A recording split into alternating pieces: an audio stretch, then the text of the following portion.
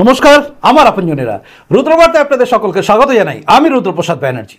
এই মুহূর্তে সবচেয়ে বড় ব্রেকিং নিউজ এবং যেটা ভবিষ্যতে এই গোটা দেশের কাছে ব্রেকিং নিউজ হতে চলেছে সেটা হচ্ছে মমতা বন্দ্যোপাধ্যায় 34 দিন পরে ধর্ণা মঞ্চে পৌঁছে গেলেন। অর্থাৎ সল্টলেকে যেখানে জুনিয়র ডাক্তাররা স্বাস্থ্য ভবনের সামনে মানে বাইরে ধর্ণায় বসেছেন, তুমুল বৃষ্টির মধ্যে গতকাল থেকে তবু তারা বসে আছেন, সেখানে পৌঁছলেন আজকে মমতা বন্দ্যোপাধ্যায়। এবং সেখানে পৌঁছে তিনি তার যথাযথ যেভাবে রাজনীতির বক্তব্য রাখা হয় ঠিক সেভাবেই রেখেছেন। সুন্দরভাবে তিনি বলেছেন যে তিনি মুখ্যমন্ত্রী হিসেবে নন, তিনি একজন মানুষ হিসেবে এসেছেন, মমতা ব্যানার্জি হিসেবে। কিন্তু যদি আপনাদের কোনো কমপ্লেন থাকে, কমপ্লেনের ভিত্তিতে নিশ্চয়ই আমরা তদন্ত করব। এমনিতে বিনা কারণে কাউকে সাজা দেওয়া যায় না। তদন্তে যদি প্রমাণিত হয় আমি নিশ্চয়ই সাজা দেব। আর একটা কথা, সুপ্রিম কোর্টে কেস চলছে, মনে রাখবেন 17 তারিখেও ডেট আছে। আমি চাই না আপনাদের কোনো ক্ষতি হোক। আপনাদের দিদি হিসেবে আপনাদের কাছে আমি অনুরোধ করতে এসেছি। আমি মুখ্যমন্ত্রী নই, আমি মুখ্যমন্ত্রী হিসেবে বলতে আসিনি। কিন্তু তার এই মানুষ হয়ে আসা বা মমতা ব্যানার্জি হয়ে আসার জন্য সময় লাগলো কতটা না, 34 দিন। 34 দিনের মাথায় তিনি বুঝলেন যে আন্দোলনকারীদের সঙ্গে ফেস টু ফেস কথা বলা দরকার আছে। নবান্নে চলে এসো, প্রথমে স্বাস্থ্য সচিবকে দিয়ে ডাকা, যে স্বাস্থ্য সচিবের বিরুদ্ধেই দাবি তুলছেন এই জুনিয়র ডাক্তাররা পদত্যাগের, তাকে দিয়ে ডাকা, তারপরে মুখ্য সচিব দিকে ডাকা, সবই হচ্ছে। কিন্তু যুক্তি তাদের শর্ত মানব না। এই জায়গায় দাঁড়িয়ে মমতা বন্দ্যোপাধ্যায় তৃতীয়বারও যখন ডেকেছিলেন, ডেকে দেখেছেন বিফল হয়ে গেছে। যখন দেখলেন জনমানসে কোনো রকম এই আন্দোলন নিয়ে বিরূপ প্রতিক্রিয়া নেই, শুধুমাত্র তৃণমূল করা বিধায়করা, নেতা ফেতা, মন্ত্রী ফন্ত্রী এরা যাচ্ছে তাই ভাবে বিভিন্ন কথা বলছেন। কেউ বলছেন এদের ডাক্তারি পরীক্ষা না দেওয়া হোক, এই রাজ্যের কথা বলছেন। কেউ বলছেন আন্দোলনকারীদের আঙুল ভেঙে দেওয়া হোক, কেউ বলছেন এদের ঘিরে ধরবো।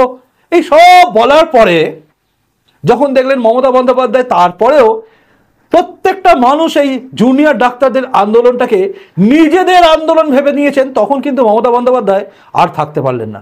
তিনি চলে এলেন জুনিয়র ডাক্তারদের এই আন্দোলন স্থল বা সভাস্থল বা মঞ্চস্থল যাই বলুন, যেখানে দাঁড়িয়ে জুনিয়র ডাক্তারদের সামনে তিনি নিজেকে এক দরাজ হাতে দয়ালু একটা প্রতিপন্ন করার চেষ্টা করলেন। আমরা জানি এর পেছনে একটা নিশ্চয়ই কারণ আছে। সেই কারণটা হচ্ছে, এটাও কিন্তু একটা ভিডিও ক্লিপিংস হিসেবে চলে যাবে কপিল সিব্বলের হাতে এভিডেন্স হিসেবে, যে মুখ্যমন্ত্রী স্বয়ং গিয়েছিলেন ডাক্তারদের বোঝাতে, কিন্তু তারা বোঝেনি।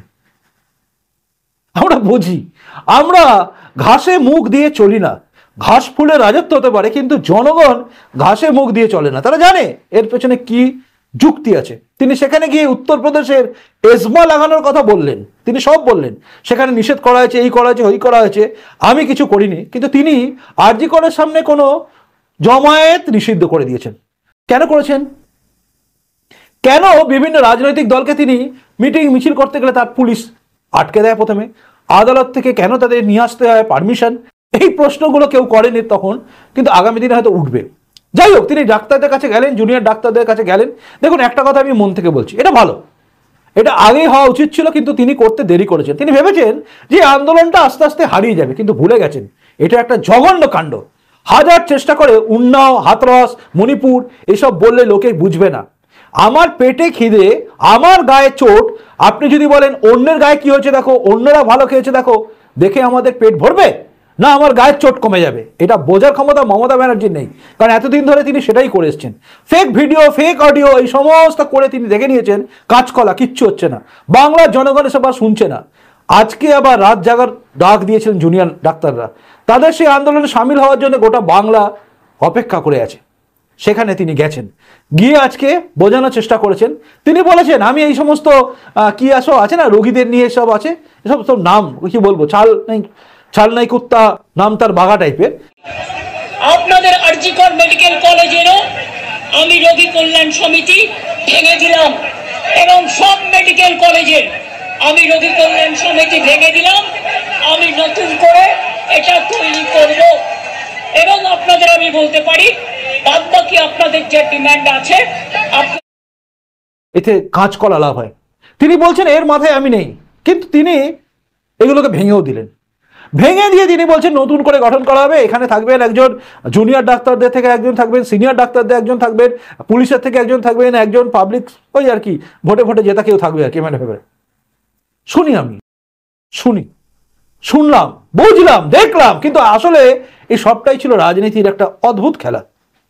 তবু ভালো, তিনি কিন্তু এক জায়গায় রিজিড। তিনি বলছেন এমনি যাকে তাকে তো আর বের করে দেওয়া যায়, মানে শাস্তিমূলক ব্যবস্থা, মানে ওই সিপিকে বের করে দেওয়া। তিনি আগে অভিযোগপত্রগুলো দেখবেন, তিনি খতিয়ে দেখবেন অপরাধগুলো, তারপর তিনি ডিসিশন নেবেন। আর সবাই জানি আমরা ডিসিশন কি হতে চলেছে। যদি আপনাদের কোনো কমপ্লেন থাকে, কমপ্লেনের ভিত্তিতে নিশ্চয়ই আমরা তদন্ত করব। এমনিতে বিনা কারণে কাউকে সাজা দেওয়া যায় না। তদন্তে যদি প্রমাণিত হয় আমি নিশ্চয়ই সাজা দেব। আর তার উচিত ছিল সিপিকে সরিয়ে দেওয়া। আরে সরালে কি যায় আসে? তিনি বলছেন কেউ আমার নিজের নয়। অদ্ভুত যুক্তি দিলেন, আমার কেউ নিজের নয়। দেখুন, আমি ভিডিওটা দেখাতে পারতাম, দেখানোর দরকার নেই। আমি জানি আপনারা বিরক্ত বোধ করবেন, তাই দেখাই না। আমি খালি ছবিটা রেখে দিয়েছি, স্টিল করে রেখে দিয়েছি। আজকে যে কথাগুলো তিনি বলেছেন সেগুলো নির্যাস হচ্ছে একটাই, তিনি ঝুঁকেছেন, বুঝেছেন, এবং তিনি এটাকে দাও প্যাচ হিসেবে ব্যবহার করবেন, এবং এই ব্যবহারটা করা হবে একদম সুপ্রিম কোর্টে। দেখো, জুনিয়র ডাক্তারদের সঙ্গে মুখ্যমন্ত্রী একবার বসার জন্য প্রায় 2.5 ঘন্টা অপেক্ষা করেছিল। 2.5 ঘন্টা না 1.5 ঘন্টা ভগবান জানে অপেক্ষা করেছিলেন। তারপরে আবার তিনি একদম সভাস্থলে পৌঁছে গেলেন, সেখানে গিয়ে জুনিয়র ডাক্তারদের বোঝানোর চেষ্টা করেছেন, কিন্তু তারা রিজিড, তারা চাইছে না কাজ করতে। এটা কপিল সিব্বল তুলবে। আমার যেটা মনে হয়েছে সেটা আমি আপনাদের বললাম। হতে পারে আমার ধারণা ভুল, মমতা বন্দ্যোপাধ্যায় হয়তো কিছুই করবে না, হয়তো মমতা বন্দ্যোপাধ্যায় পুরো ব্যাপারটাকেই ভুলে যাবেন, কিন্তু মনে হয় না। এতদিন ধরে মমতা বন্দ্যোপাধ্যায় রাজনীতি দেখা আমার মন বলছে এর পেছনে কিন্তু কারণ রয়েছে। এক তো হচ্ছে জনমানুষে বোঝানো যে দেখো আমি কিন্তু গিয়েছিলাম, 2 হচ্ছে আদালতে প্রমাণ করা। আর ডাক্তারদের কাছে একটা চাপ পড়ে গেল, জুনিয়র ডাক্তারদের কাছে। তারা কিন্তু তারপরেও জানাচ্ছেন যে না, আমরা আমাদের 5টা দাবি থেকে সরছি না, আমরা আলোচনায় বসতে চাই। মমতা বন্দ্যোপাধ্যায় বললেন আপনারা কাজে যোগ দিন, আমার কথা বিশ্বাস করুন, আমার কথা শুনুন, আমি ব্যবস্থা নেব, কিন্তু আপনারা এখন কাজে যোগ দিন। কিন্তু তারা বলেছেন আমরা আলোচনায় বসতে চাই, যেখানে ডাকবেন, যখন ডাকবেন, যেভাবে ডাকবেন আমরা যাব। এরপর কি হবে, লাইভ স্ট্রিমিং হবে কি হবে না, এই দাবি থাকবে কি থাকবে না আমরা জানি না, কিন্তু 5টা দফা দাবি নিয়ে তারা কিন্তু বসতে চায়। দেখুন, আমরা প্রত্যেকেই চাই এই আন্দোলন তা যেন যার জন্য বা যার কারণে আন্দোলন সেটা যেন ঠিক হয়, এটা আমরা চাই। কিন্তু তা বলে আমরা এটাও চাই না যে আন্দোলনকারী ডাক্তারদের ওপরে কোনো কিছু ব্যবস্থা নেওয়া হোক, বা আন্দোলনকারী ডাক্তাররা দীর্ঘদিন ধরে আন্দোলন করতে থাকুক, তার কোনো সমাধান না আসুক, এটাও আমরা চাই না। জুনিয়র ডাক্তাররা তাদের কাজে যাক, কিন্তু তাদের জন্য যে মৃত্যু হচ্ছে এটা বুঝিয়ে দেয় যে এই 7,500 যে জুনিয়র ডাক্তার আছেন তাদের ওপর ডিপেন্ড করেই সমস্ত রাজ্যটা চলে। এটা যদি সত্যি হয় তাহলে এই রাজ্যের স্বাস্থ্যমন্ত্রীর অবিলম্বে পদত্যাগ করা উচিত।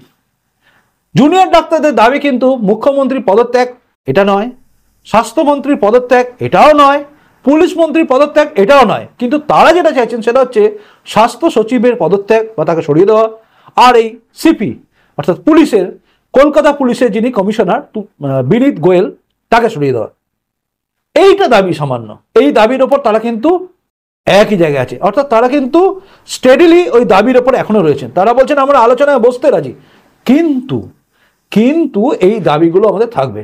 অর্থাৎ এখনই মুখ্যমন্ত্রী বললেন আর আমরা দাবি ছেড়ে দিয়ে মানে সবকিছু ছেড়ে দিয়ে চলে গেলাম, এটা আবার জনগণের সঙ্গে প্রতারণা করা হবে। তাহলে জনগণ বুঝে যাবে যে এদের দম কতটা।